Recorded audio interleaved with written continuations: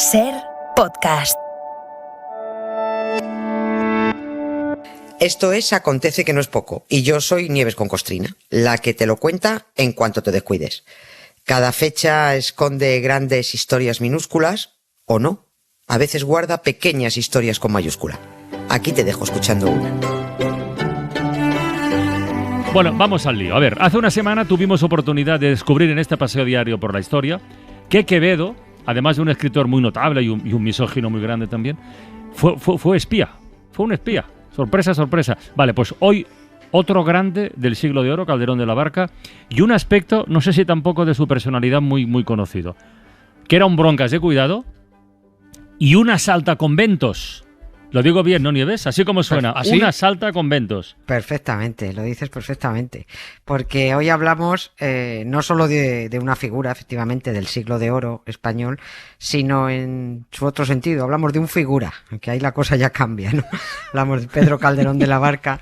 Y en este mismo instante supongo que estarán intentando huir despavoridos todos los estudiantes de bachillerato, sí, porque estamos ya a final de curso y están hasta la peineta de la literatura universal, del siglo de oro, de los comentarios de texto, de que si toda la vida es sueño y los sueños son, del alcalde de Zalamea. Nos ha pasado a todos, la verdad. En el cole siempre nos cuentan lo mismo, es lógico porque es lo que nos tienen que contar, ¿no? Que si Pedro Calderón de la Barca está considerado el último representante del siglo de oro de las letras, que si era muy prolífico, que si su existencialismo por aquí, que si era aristotélico o neoplatónico, en fin, no huyáis, chiquillos, no huyáis. Que Calderón tiene mucha chicha y vamos a sacar sus trapos sucios aquí. No hay que fiarse para nada de ese aspecto tan formal que presenta en sus retratos, ¿eh? Que no nos engañen los piadosos hábitos de sus últimos años y ese pedazo de cruz de Santiago estampada en su pecho. No. El 25 de mayo de 1681 murió Pedro Calderón de la Barca y era un gamberro. De los pies a la cabeza. ¿Sí? Su padre quiso que fuera cura y él dijo que tararí que te vi, que eso era muy aburrido. Se murió con 81 tacos, y conoció 3 reinados. Eso ya es un dato para saber que fue muy longevo para la época, ¿no? Nació con el reinado del Lerdo de Felipe III, vivió con el del Playboy de Felipe IV y murió durante el reinado del pánfilo Carlos II, ¿no? Así que sí, queridos niños y niñas, el señor Pedro Calderón de la Barca será muy literato y mucho literato y escribiría mucho autosacramental, pero también era un pendenciero, tenía mala leche, no se le escapaba una bronca en una taberna sin meterse, si tenía que asaltar un convento de clausura no se cortaba, se bebió media herencia de su padre y la otra mitad se la jugó. Ya lo decía él, ¿qué es la vida? Un frenesí.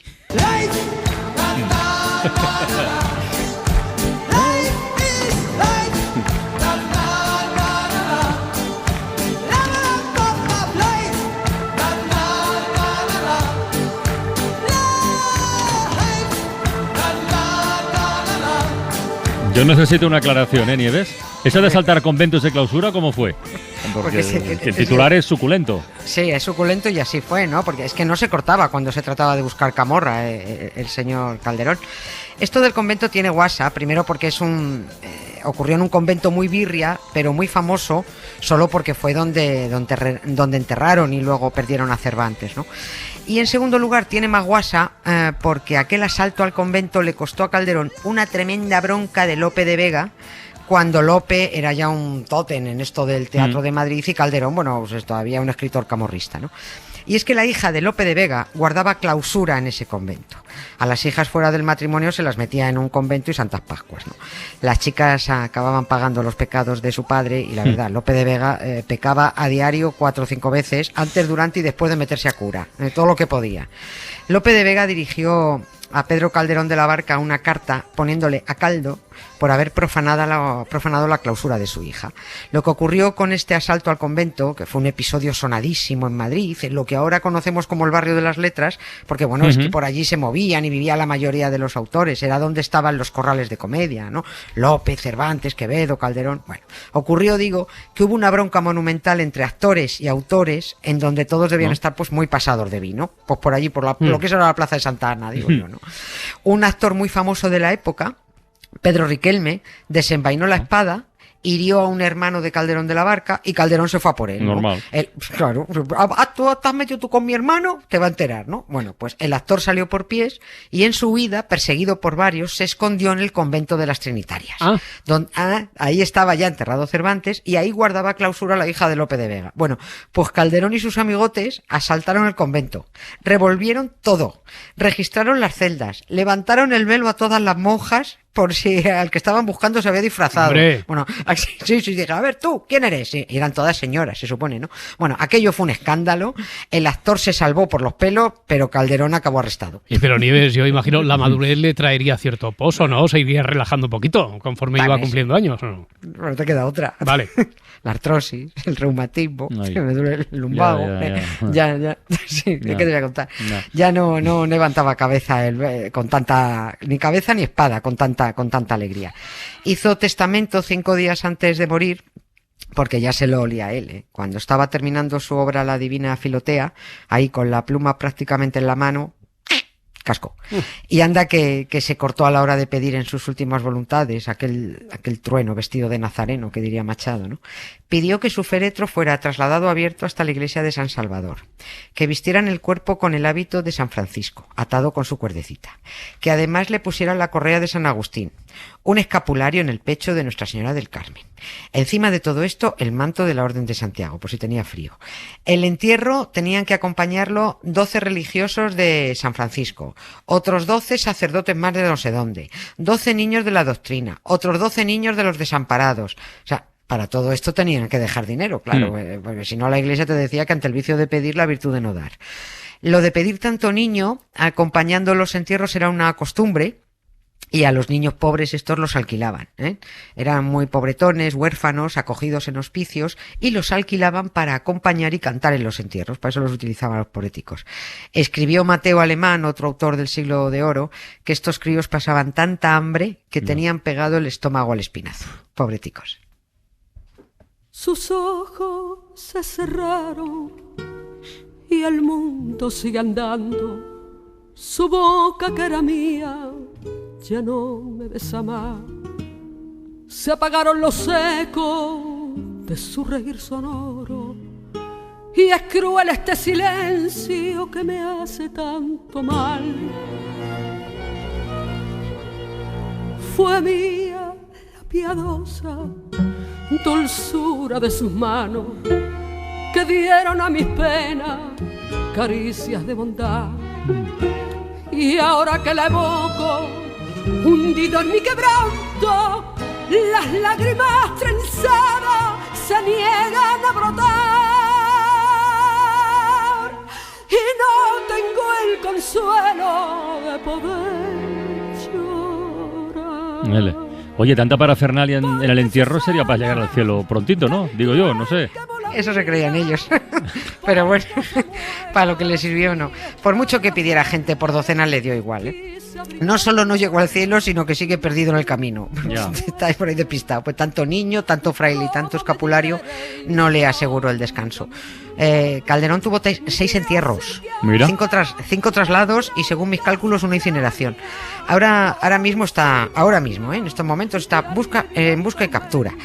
Yo le hubiera sugerido que en vez de escribir el alcalde de Zalamea, Calderón debería haber escrito el alcalde de Mezarandea, porque no hay otra, ¿no?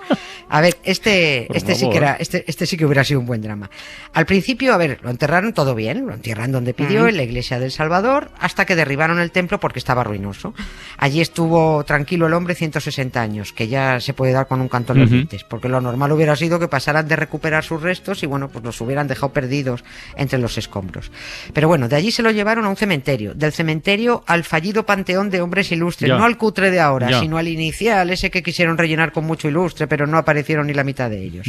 Del panteón otra vez al cementerio, del cementerio a otra iglesia, y de esta otra iglesia a otra, donde se supone que debería estar, porque un muerto no se va solo, digo yo. Pero bueno, pues no está. Pero lo están buscando. ¿Hay posibilidades de encontrarlo? No, Yo no lo sé. Los investigadores dijeron que lo iban a encontrar en julio pasado y no. Casi estamos a un año y no. Pero si quieren encontrar a Calderón, oye, que llamen a Ana Botella. Joder, que si encontró a Cervantes sin encontrarlo y solo para hacerse la foto, capaces de encontrar a Calderón sin encontrarlo. Así te le pueden dar otra medallita a esta antropóloga fake. Bueno, se sabía porque este último traslado de Calderón está documentado en 1902 y se sabía dónde estaba. Sabía que los huesos estaban en una arqueta de mármol que contenía la urna y que este enterramiento quedó destruido durante el incendio del templo cuando la quema de iglesias por la represalia de los milicianos ante el golpe de Estado, ¿no? Solo quedaron en pie los muros perimetrales del templo, que está ahí en San Bernardo, ¿no? En Madrid. Aquí se dio por perdido definitivamente a Calderón. Pero puede que no, porque el capellán mayor del templo contó de viva voz y dejó escrito que un sacerdote agonizante le dijo: no se preocupe, los restos de Calderón no han desaparecido. No estaban en la arqueta de mármol, que todo el mundo cree que se ha quemado. Se colocaron en un nicho que se hizo en la pared. La arqueta era una cosa simbólica. Cuando me ponga mejor le indicaré el lugar donde se colocaron. Pero como no se puso mejor, pues se llevó el secreto a la tumba. Porque las cosas no las puedes dejar para luego. Nunca. Bueno, pero el año pasado intentaron de nuevo localizarlos, ¿no?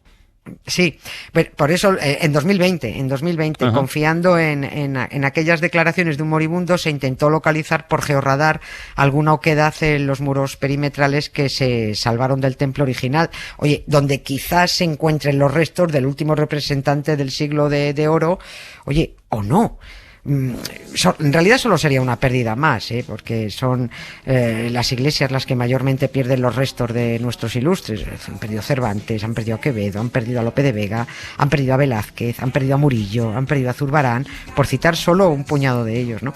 Acabaron todos despistados entre los muros, los cimientos o los escombros de las parroquias a las que se les encomendó su custodia, La cultura nunca ha sido rentable para la Iglesia. Ya sabéis lo que dijo Mariano de Cavia. ¿Qué dijo? No hay en este desgraciado país profesión más intranquila, insegura e incómoda que la de difunto ilustre. Suscríbete a Acontece que no es poco.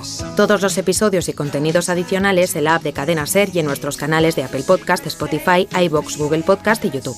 Escúchanos en directo en la SER de lunes a jueves a las 7 de la tarde. Cadena SER. La radio.